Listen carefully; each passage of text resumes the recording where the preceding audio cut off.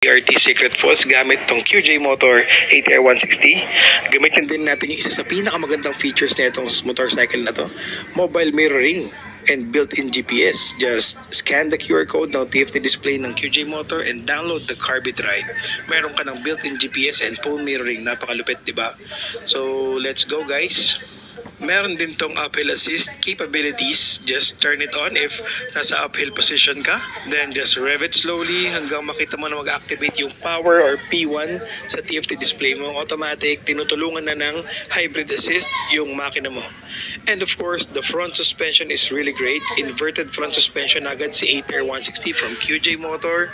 Not unlike any other brands na telescopic pa. So ito, napakalupit. Meron na siyang front suspension na upside down. Also, kapag mga uphill, talagang malaking bagay yung uphill assist natin or netong QJ Motor ATR 160. Tulad nitong kalsada na to, it's really uphill. That's why na-activate tayo ng P1 or Power 1. And when it comes to cornering, napakagandang bagay ng inverted front suspension. Maganda ang play nito for now. And then yung version 2 rim set nito is maganda ang active control doon sa mga rough road. So right now, let's test the rough road suspension ng ATR 160 dito sa Secret Falls, DRT Bulacan. Nako, medyo lubak-lubak dito mga bossing. At try natin. Also downhill na rin ito. Perfect combination, di ba?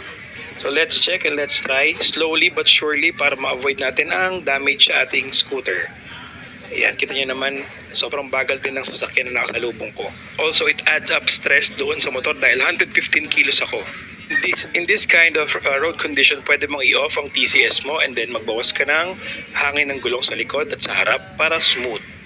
And then after your rough road ride, pwede mo na ulit ibalik sa proper PSI ang iyong gulong para hindi mag-activate ang safety TCS sensor nito sa tire pressure. Additional features kasi ng ATR 160, hindi kanya papataasin ng speed kapag mahina or mababa ang PSI ng gulong mo sa likod, which is very good para na rin siyang tire sensor. So right now, merong maliit na ilog dito. Try natin itawid. Okay naman siya, no problem.